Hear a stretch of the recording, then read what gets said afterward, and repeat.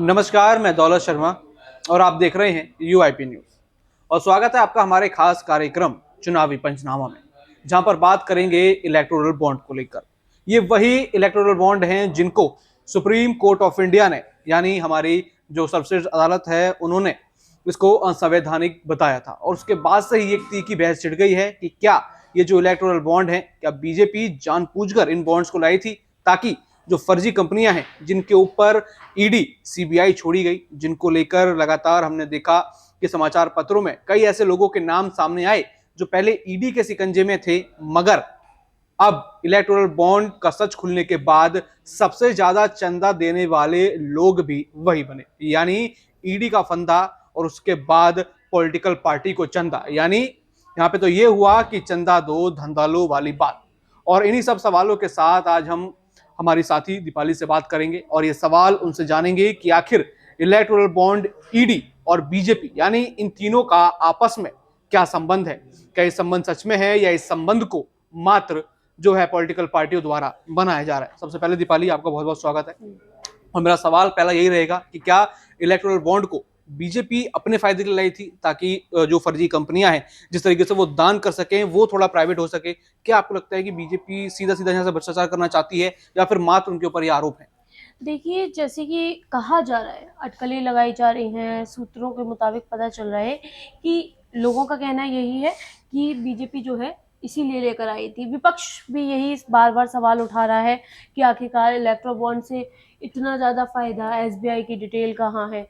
क्या अभी तक क्यों नहीं आया है सामने? तो उसको लेकर बार-बार चर्चा यही बनती है कि जैसे अटकलें लगाई जा रही हैं कि हो सकता है बीजेपी की सरकार थी तभी इलेक्ट्रो बॉन्ड आया और 2017 से 18 के बीच में इलेक्ट्रो बॉन्ड आया। 2019 से जो लोग घोटाले कर रहे हैं, जिनके ऊपर ईडी की छापेमारी हुई है, उसके अगली बार ही वो इलेक्ट्रो बॉन्ड में दान करते हैं और उनके ऊपर छापेमारी हट जाती है, उनके ऊपर से ईडी की नज़र हट जाती है।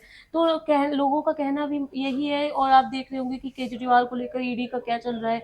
उसी बीच में लोग बार-बार ये कह रहे हैं कि ईडी का प्रयोग किया जा रहा है, दुरुपयोग कर रही है बीजेपी सरकार और हो सकता है इलेक्ट्रो बॉन्ड का भी दुरुपयोग किया जा रहा हो। क्या जो ये ईडी है, क्या ईडी जी। से बचने के लिए बहुत सारी जो कंपनियां हैं तमाम, क्या इसलिए इलेक्टोरल बॉन्ड खरीद रही हैं ताकि ईडी से बचा सके? एक तरीके से उन कंपनियों को फंसाने का तरीका था ये बीजेपी का? जी, जैसे कि मेरे पास एक डेटा है वो मैं आपको बताऊँगी कि यशोदा सुपर स्पेशलिस्ट हॉस्पिटल जो कि 132 करोड़ रुपए के चुनावी बॉन्ड के ज़रिए पॉलिटिकल पार्टी को चंदा देती है और उन पे 2020 में छापेमारी हुई थी, 2021 में उन्होंने इलेक्ट्रो बॉन्ड पे चंदा दिया और वो बच गए।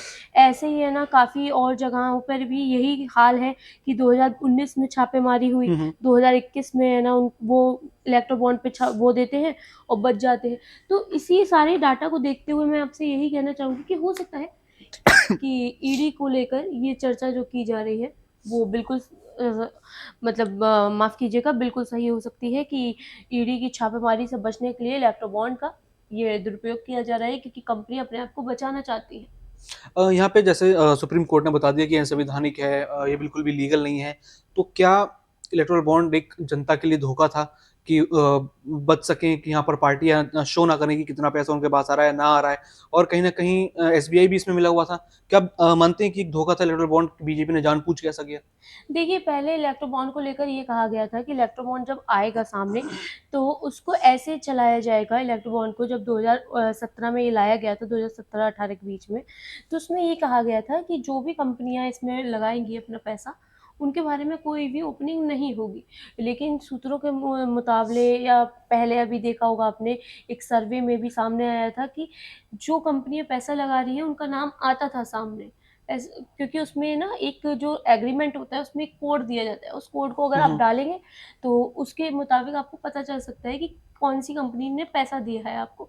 तो उस तरीके से देखा जाए तो ये ना इल्लीगल ही होता जा रहा था। जब पहले ही बोल दिया गया था लीगली काम चलेगा और जो भी कंपनियाँ पैसे लगा रही हैं, आप भी उसमें 10,000 रुपए अगर लगा रहे हैं, आपके इलेक्ट्रो बॉन्ड में जाते हैं अगर, तो वो भी पैसा आपका नाम नहीं आएगा। तो ये एक बड़ा धोखा था। उसको लेकर जनता ने आवाज़ उठाई कि जो पैसा लग रहा है, कौन-सी कंपनी लगा रही है, फिर हमें भी पता होना चाहिए। जब सरकार को पता है, तो हमें भी पता होना चाहिए, जिसको लेकर एक बवाल मचा और बवाल के बाद आपने नतीजा देखा ही कि एसबीआई से सुप्रीम हम्म। कोर्ट ने किस तरीके से फटकार लगा के सबूत माँगे, 21 मार्च को सबूत दिए गए हैं। अब उन पर कार्रवाई चल रही है, देखते हैं क्या होगा। ये आखिरी सवाल मेरा रहेगा कि क्या इलेक्टोरल बॉन्ड को लेकर अभी और खुलासे होने हैं, क्योंकि बीजेपी के पास तो सबसे बड़ी रकम है, लेकिन उसके बाद टीएमसी के पास भी कुछ रकम है जो जी सभी पार्टियों को मिला के सबसे ज्यादा उनके पास है। तो जी क्या, तो फिर ये सवाल सिर्फ मात्र बीजेपी पे क्यों उठ रहे हैं? क्यों बाकी पार्टियां इलेक्टोरल बॉन्ड का इस्तेमाल कर रही हैं तो उनको लेकर सवाल क्यों नहीं उठ रहे? क्या आप देख रहे हैं कि अभी और भी खुलासे होने हैं और भी पार्टियों को लेकर ऐसी चीजें जी, होनी है? जैसे कि आपने कहा इलेक्ट्रो बॉन्ड को लेकर टीएमसी के पास कितना है, क्या है? तो मैं आपको बता दूँ 338 करोड़ रुपए कांग्रेस पार्टी के पास है और 9,77,028 करोड़ रुपए टीएमसी के पास है। तो ये आंकड़े बताते हैं कि कांग्रेस पार्टी के पास भी कहीं न कहीं से पैसा जा रहा था इलेक्टो बोर्ड से। लेकिन पक्ष विपक्ष की बात है, अगर बीजेपी पे ज़्यादा पैसा गया है, उसी बीच है ना कांग्रेस पार्टी के जो अकाउंट है वो फ्रीज़ कर दिए गए हैं। तो इसी सारी चीज़ों को लेके एसबीआई की मुसीबतें भी बढ़ चुकी हैं और इन्हीं सारी चीज़ों को लेकर बीजेपी सरकार को घेरा जा रहा है, क्योंकि चुनाव नज़दीक है, चुनावों का दौर है, तो ऐसे पक्ष विपक्ष तो चलते ही रहते हैं।